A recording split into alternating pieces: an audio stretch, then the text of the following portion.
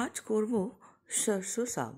তার জন্য আমি প্রথমে একটা বড় ডেচকির মধ্যে পালং শাক 250, বেথ শাক 100 আর সর্ষে শাক 250 নিয়ে ভালো করে ধুয়ে কেটে বেছে ডেচকিটার মধ্যে দিয়ে এবারে এটার মধ্যে জল অ্যাড করব।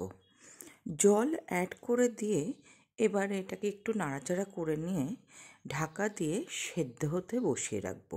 আমি টোটাল 600 গ্রাম শাক নিয়েছি আর এখানে জল অ্যাড করেছি প্রায় 300 থেকে 350 ml এর মতো। এটাকে এবারে হাই ফ্লেমে রেখে দেব।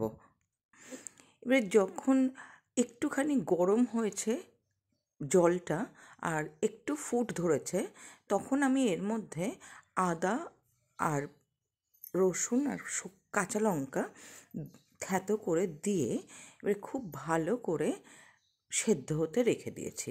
যখন সেদ্ধ হয়ে একেবারে ফাইন হয়ে এসেছে, তখন আমি এটাকে স্ম্যাশার দিয়ে আর হাতার পেছন দিয়ে খুব ভালো করে স্ম্যাশ করছি আর এটাকে হতে দিচ্ছি।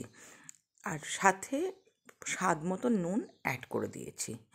এবার এটা হতে হতে যখন ঘন হয়ে এসছে, জলটা কিছুটা শুকিয়ে এসছে, তখন আমি এর মধ্যে ভুট্টার আটা বা মাকাইয়ের আটা, অনেকে শুকনো অবস্থাতে দিয়ে এটাকে একসাথে মিশিয়ে নিতে পারো, অথবা আমি যেটা করেছি 3 চামচ ভুট্টার আটা নিয়ে অল্প একটু জল নিয়ে একটা লেই মতন বানিয়ে এটার সাথে ভালো করে মিশিয়ে দিচ্ছি।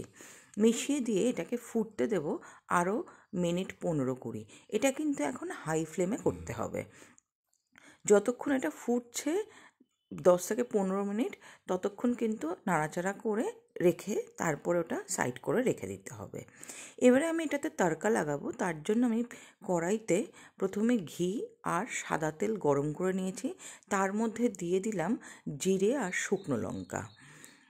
এরপরে এটা যখন সুগন্ধ বেরোবে, তখন এর মধ্যে অ্যাড করে দেবো রসুন কুচি। রসুনের পরিমাণটা কিন্তু সর্ষে শাকে একটু বেশি লাগে। রসুনটা যখন লাল লাল করে ভাজা হয়ে যাবে, তখন এর মধ্যে অ্যাড করে দেব আদা কুচি। আদা কুচিটাও মোটামুটি একটু ভাজা হবে, গন্ধটা চলে যাবে। তারপরে আমি এর মধ্যে অ্যাড করব পেঁয়াজ কুচি। আমি এখানে পুরো শাকটাকে কিন্তু তড়কা লাগাবো না, এটা কিন্তু রেখে প্রায় 1-1.5 মাস ওই অবস্থাতে রেখে ফ্রিজ করা যায়। তো আমি ওটার হাফ নেব বলে আমি এখানে ছোটো মাপের 1.5 খানা পেঁয়াজ নিয়েছি। নিয়ে খুব ভালো করে ভাজতে হবে যতক্ষণ না কালারটা চেঞ্জ হচ্ছে। আর অল্প একটু নুন দিচ্ছি যাতে পেঁয়াজটা খুব তাড়াতাড়ি গলে যায়। এরপরে যখন কালারটা চেঞ্জ হতে শুরু করেছিল, তার মধ্যে আমি অ্যাড করেছিলাম শুকনো লঙ্কার গুঁড়ো আর টমেটো। এবার এটাকে দিয়ে খুব ভালো করে কিন্তু নাড়াচাড়া করতে হবে যতক্ষণ না টমেটোটা নরম হয়ে যাচ্ছে। তো তারই মাঝখানে তোমাদের কাছে অনুরোধ রাখলাম, অবশ্যই আমার ভিডিওগুলো ভালো লাগছে কি না কমেন্ট করে জানিও, আর লাইক, শেয়ার, সাবস্ক্রাইব করতে আমার চ্যানেলটাকে ভুলো না। আর তোমাদের আত্মীয় স্বজন, বন্ধু, আত্মীয় পরিবারের সাথে অবশ্যই শেয়ার করো। টমেটোটা যখন গলে গলে আসছে বা একটু লেগে লেগে যাচ্ছে, তখন আমি এটার মধ্যে অল্প একটু জলের ছিটা দিয়ে নাড়াচাড়া করে এবারে আমি আগে থেকে যে শাকটা তৈরি করে রেখেছিলাম, সেই শাকের হাফ পোর্শন নিয়ে এর মধ্যে অ্যাড করে দেবো। অ্যাড করে দিয়ে খুব ভালো করে কিন্তু নাড়াচাড়া করতে থাকবো।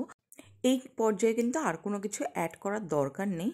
এটা যতক্ষণ না একটু থেকেন হয়ে আসবে ততক্ষণ নাড়াচাড়া করব, করে ওটাকে নামিয়ে গরম গরম মাক্কাই রুটি বা ভুট্টা রুটির সাথে সার্ভ করতে পারো, অথবা নর্মাল রুটির সাথেও কিন্তু সার্ভ করতে পারো। আমি যেটা বানিয়ে খেয়েছিলাম সেটা কিন্তু নর্মাল রুটির সাথেই খেয়েছিলাম, খুব খারাপ লাগে না। আর একদিন বানিয়ে যখন মাক্কাই রুটি করতে হয় কীভাবে, সেটাও তোমাদের সাথে শেয়ার করব। তো অবশ্যই কিন্তু বানিয়ে অবশ্যই জানিও কেমন লাগলো। এটা কিন্তু একটা পাঞ্জাবি ডিশ। এই শীতকালেই কিন্তু এটা বেশি খাওয়া যায়, কারণ সর্ষে শাক এই শীতকালেই পাওয়া যায়।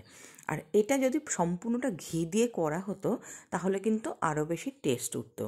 যেহেতু আমরা এখন স্বাস্থ্য সচেতন, সেই জন্য কিন্তু আমি সম্পূর্ণটা ঘি দিয়ে করিনি।